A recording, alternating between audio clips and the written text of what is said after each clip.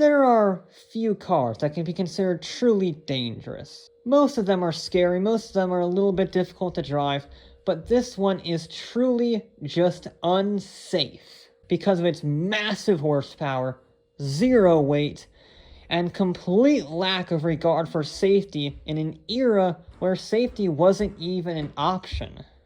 It set the bar so high for American performance that I would argue no car has ever reached it.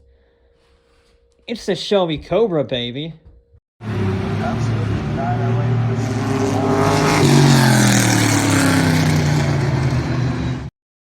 The ACA Sports Car was first made in 1953, and it used the Bristol Straight 6 that had its roots in a BMW engine from 1936.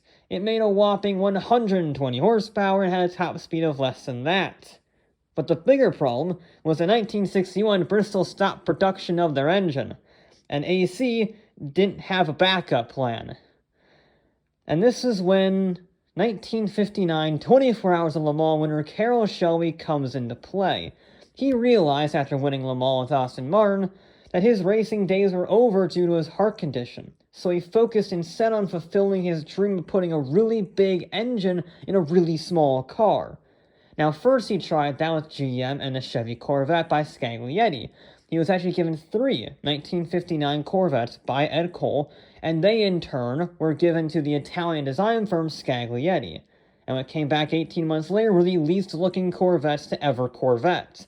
It was a great car that never went anywhere because the Americans and the Italians actually agreed on something. Both Enzo Ferrari and GM management decided that that was a bad plan for marketing, for antitrust litigation, and for general competition, and they axed it. But hearing about AC's plight, Shelby had another shot to get his dream off the ground, and unlike GM, Ford was more than happy to make a Corvette rival, and they agreed to help out. And they helped out by supplying the 4.7-liter Windsor V8, while AC helped out by supplying the Ace chassis. Now, of course, they had to make significant improvements to the Ace, going from a 2-liter i6 to a 4.7-liter V8, and the vast amount of torque that comes with that upgrade, which meant the Ace got a stronger differential and disc brakes from the Jaguar E-Type, which meant on February 2nd, 1962, the engine and the chassis were mated for the first time, and by February 3rd, it was already road testing, less than 24 hours later.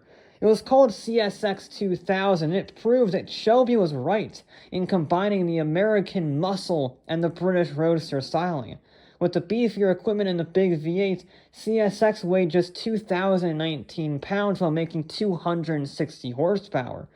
This roadster, built on a budget in 24 hours, did 0 to 60 in 4.2 seconds and at a top speed of 153 miles an hour, which is good by today's standards. But CSX 2000 was just a prototype, and Shelby needed time to tweak the design for production. So to think that Shelby American had more than a single car, Carroll repainted CSX 2000 for each interview. I was reading at the Shelby Museum, which had the prototype for a long time, that CSX 2000 actually had over half a dozen layers of paint on it from all of the press tours. And as Shelby was doing those press tours, AC and his shop were working together to make the Cobra actually producible.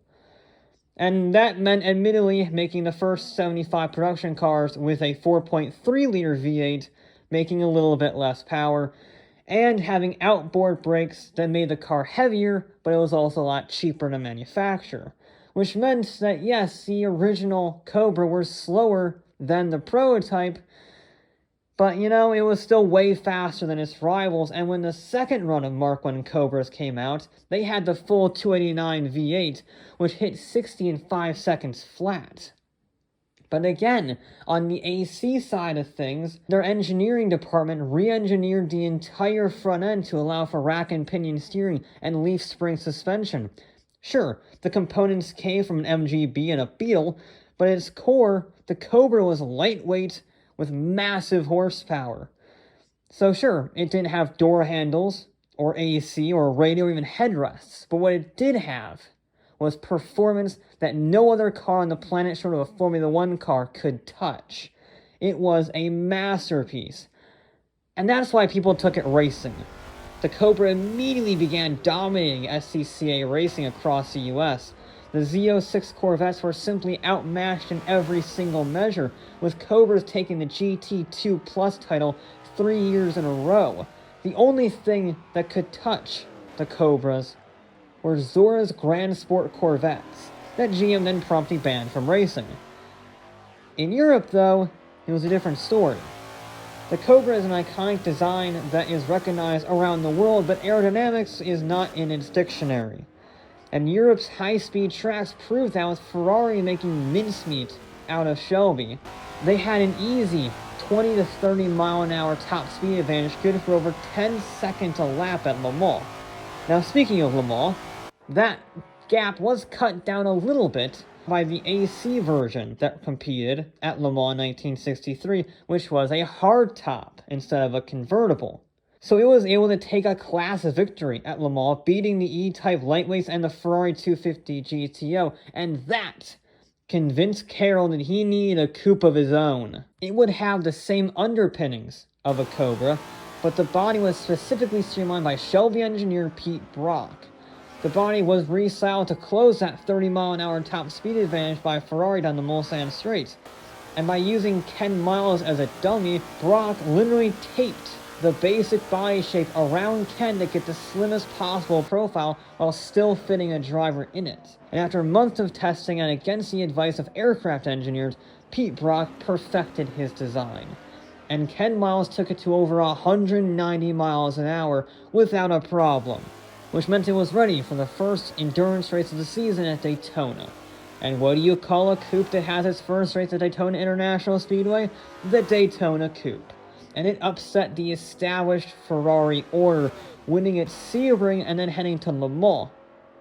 Dan Gurney and Bob Bonrot simply let the car do the work. They knew it had the pace of the 250 GTO, and they simply stayed out of trouble, which meant for the first time since 1958, a Ferrari did not win the top GT class at Le Mans, as the Daytona Coupe finished a whole lap ahead of the second place Ferrari GTO.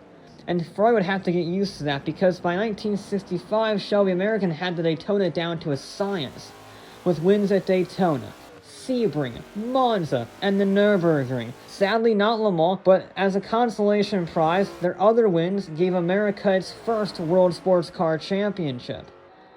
And then the Daytona was shelved as the Shelby program focused on the new Ford GT40. So only 6 coupes were ever made, and they go for over $7 million if they show up at auction at all. So that was the racing program, and it was very successful. But now we get to the part that's not so successful. The Mark III Shelby Cobra. The 4.7-liter V8 was more than plenty for such a light vehicle. But as Carroll once said, there is no such thing as too much power, only too little traction. So in 1965, he took Ford's new 427 cubic inch V8 from their NASCAR and Le Mans endeavors and put it in the Cobra.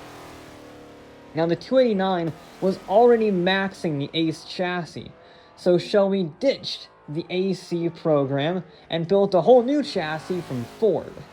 And I do mean new. The entire chassis is a tube frame with coil spring suspension on all 4 corners. And in order to ensure the car had any traction, the track width was widened and the fenders were dramatically flared to fit the bigger tires.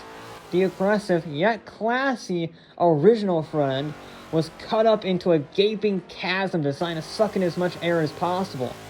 That meant that the Mark III or 427 Cobra shared just 3 panels with the original Mark I and Mark II Cobras. That also meant it took so long to develop that it missed the deadline for the 1965 racing homologation, so it never actually competed. And only 56 of the 100 427 Cobras were built, and of those 56, only 31 were converted into SC road spec, but that still made a production car. And with 485 horsepower on tap and a 2,400 pound car, it made all other road cars on Earth gulp. It was the most powerful production road car ever, and would stay that way until the Bugatti EB110 launched in 1991.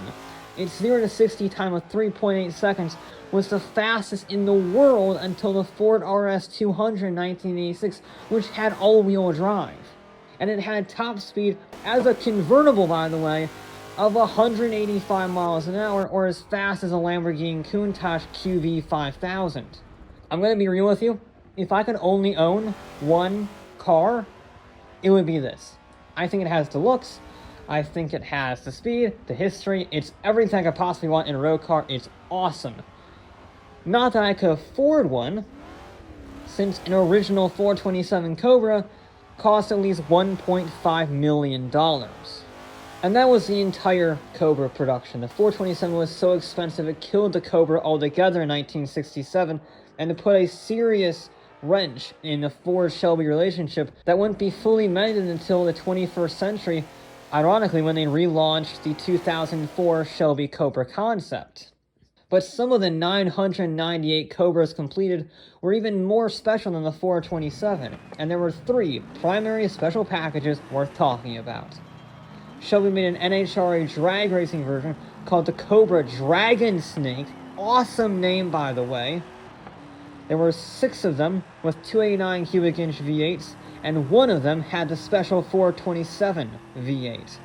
And there were also at least 5 customers who built the package themselves, but that's not explicitly from the factory, if you get what I mean. It's just a kit for an existing Shelby Cobra. And Shelby also made 2 Cobras that did the exact opposite autocross. The Cobra Slalom Snake, still cool, not quite as cool as Dragon Snake, but still cool, had a modified 289 V8 with aluminum valve covers and a new air cleaner. It also had brake cooling ducts, a hood scoop, Kone shocks, anti-sway bars, Goodyear sport tires, and seat belts. Yeah. But there was one package that was so rare and so crazy it blew every road car out of the water for 40 years. And that is CSX 3015, which was shipped to Shelby in 1965 as his own personal vehicle. And almost 2 years later, the Super Snake was finished. It had a 427 cubic inch V8 mounted to a 3-speed gearbox, pretty normal for a Mark III Cobra. However, Carroll's 427 was tinkered with by his engineers, and by tinkered with, I mean it had 2 Paxton superchargers bolted on, making 800 horsepower in a 1967 road car.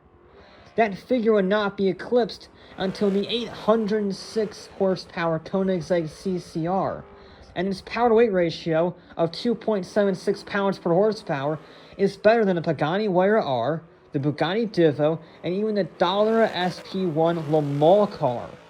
It did 0 to 60 in under 4 seconds and had an estimated top speed of 201 miles an hour. Although nobody ever actually went that fast because 1, it's a road car from 1967, not the safest thing ever. 2, it has 800 horsepower going through the rear wheels without any drive rates of any kind. And 3, it's worth over $5 million. They only made 2 of them. One of them was sold to Bill Cosby. He got terrified of it, gave it back to Shelby, who sold it to another guy who drove it off a cliff. Now, if you want something more affordable than the $1.5 million 427s and the $5 million Super Snakes and the $7 million Daytona Coupes, there are a lot of Cobra clones, but there are very few that are licensed by Shelby. Now, there are these Shelby American continuation models which go for $500,000 each. Or you can get the substantially cheaper version from Factory 5. You can get them in Mark II or Mark III body shapes, and you get an interior and a differential. That's it. You do have to find literally everything else, but you get a truly unique car by the end of your build. And nobody else has it because you built it. It's a kit car, basically. And if you do want everything included without building it, well, you can go to the more expensive option, but still cheaper than Shelby, Superformance. They have a variety of motor options, a variety of gearbox options, don't even get me started on the paint schemes. It's definitely more expensive than Factory 5, but it is also definitely cheaper than an original $1.2 million Shelby Cobra 427. Does that kind of diminish the value of the original Cobra then, since there are literally thousands of Cobra clones? I don't think so, because it just reinforces just how good that car was. I mean, it's the Kleenex of its class because there's nobody else in its class. It's not a muscle car. It's way too fast to be that. And it doesn't look and it doesn't sound like a European sports car. When you see at least a replica driving down the road, you don't say, oh, look at that muscle car, look at that sports car. You say, look at that Cobra. That kind of says it all.